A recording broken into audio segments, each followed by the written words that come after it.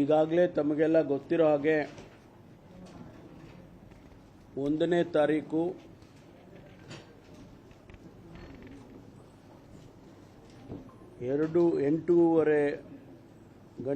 ಸಂಜೆ 8:30 ಗಂಟೆ ಸಮಯದಲ್ಲಿ ಸುಹಾಸ್ ಶೆಟ್ಟಿ ಅಂತಕ್ಕಂಥವ್ರನ್ನ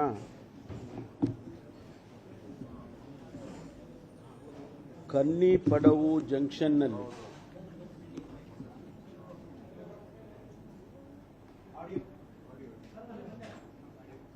ಕೊಲೆ ಮಾಡಲಾಗಿದೆ.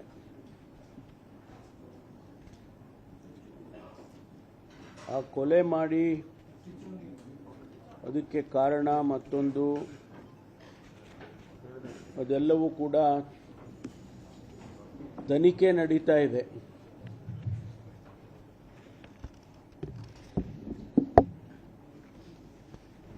ಈ ಕೊಲೆ ಮಾಡಿದವರು ಸುಮಾರು 8 ಜನ ಈ ಕೃತ್ಯದಲ್ಲಿ ಭಾಗವಹಿಸಿದಂಥವ್ರನ್ನ ನಮ್ಮ ಪೊಲೀಸ್ ಇಲಾಖೆ ಅವರನ್ನು ಅರೆಸ್ಟ್ ಮಾಡಿದ್ದಾರೆ, ಸೆಕ್ಯೂರ್ ಮಾಡಿದ್ದಾರೆ. ಅವರೆಲ್ಲರೂ ಕೂಡ ಇವತ್ತು ಪೊಲೀಸ್ ಕಸ್ಟಡಿಯಲ್ಲಿದ್ದಾರೆ. ಅವರ ಹೆಸರುಗಳನ್ನು ಮತ್ತು ಅವರ ಬ್ಯಾಕ್ಗ್ರೌಂಡನ್ನು ಮಾನ್ಯ ಕಮಿಷನರ್ ಅವರು ತಿಳಿಸ್ತಾರೆ. ದಕ್ಷಿಣ ಕನ್ನಡ ಜಿಲ್ಲೆ ಮತ್ತು ಉಡುಪಿ ಜಿಲ್ಲೆ ಸುಮಾರು ವರ್ಷಗಳಿಂದ ಈ ಕಮ್ಯುನಲ್ ವೈಲೆನ್ಸ್, ಕೋಮುವಾದದ ಹಿನ್ನೆಲೆಯಲ್ಲಿ ಅನೇಕ ಸಂದರ್ಭದಲ್ಲಿ ರಾಜ್ಯದ ಮತ್ತು ರಾಷ್ಟ್ರದ ಗಮನವನ್ನು ಸೆಳೆದಿದೆ. ಈ ಬಾರಿ ಕೂಡ ಈ ಘಟನೆ ಆದಮೇಲೆ ದಕ್ಷಿಣ ಕನ್ನಡ ಜಿಲ್ಲೆ ಮತ್ತು ಉಡುಪಿ ಜಿಲ್ಲೆಗೆ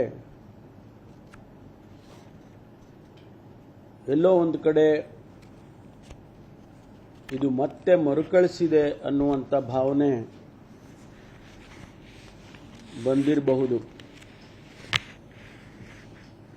ಆದರೆ ಜನಸಮುದಾಯ ಇದನ್ನು ಇಷ್ಟಪಡೋದಿಲ್ಲ. ನಾವು ಪೊಲೀಸ್ ಇಲಾಖೆ ಮತ್ತು ಸರ್ಕಾರ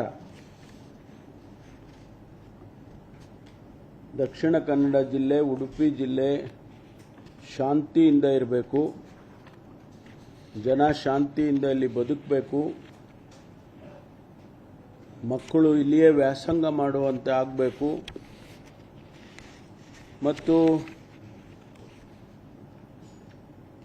ಇಲ್ಲಿ ಬಂಡವಾಳ ಹೂಡಿಕೆ ಆಗಬೇಕು, ಉದ್ಯೋಗ ಸಿಕ್ಕಬೇಕು. ಇದೆಲ್ಲವನ್ನು ಕೂಡ ಸರ್ಕಾರ ಗಮನದಲ್ಲಿಟ್ಟುಕೊಂಡು ಕಳೆದ 2 ವರ್ಷದಿಂದ ಎಲ್ಲ ರೀತಿಯ ಕ್ರಮಗಳನ್ನು ಕೂಡ ತಗೊಂಡಿದ್ದೆವು ನಾವು. ಆದರೆ ಈ ಘಟನೆ ಮತ್ತು ಇದರ ಹಿಂದೆ 4 ದಿವಸದ ಹಿಂದೆ ನಡೆದಂಥ ಘಟನೆ ಏನು, ಒಬ್ಬ ಅಶ್ರಫ್ ಅಂತಕ್ಕಂಥವನನ್ನು ಕೊಲೆ ಮಾಡಿದ್ದಾರೆ. ಆ ಘಟನೆ, ಈ 2 ಘಟನೆಗಳು ಮತ್ತೆ ಈ ಕೋಮು ಸೌಹಾರ್ದಕ್ಕೆ ಸವಾಲಾಗಿ ನಿಂತಿದ್ದಾವೆ. ಈಗಾಗಲೇ ನಾನು ಹೇಳಿದಾಗೆ 8 ಜನರನ್ನು ಈ ಸುಹಾಸ್ ಶೆಟ್ಟಿ ಕೇಸ್ನಲ್ಲಿ ಅರೆಸ್ಟ್ ಮಾಡಿದ್ದಾರೆ. ಅಶ್ರಫ್ ಕೇಸ್ನಲ್ಲಿ ಸುಮಾರು 21 ಜನರನ್ನ ಅರೆಸ್ಟ್ ಮಾಡಿದ್ದಾರೆ. ಇವತ್ತು ನಾವು ಯಾವುದೇ ಕಾರಣಕ್ಕೂ ಈ ಜಿಲ್ಲೆಗಳಲ್ಲಿ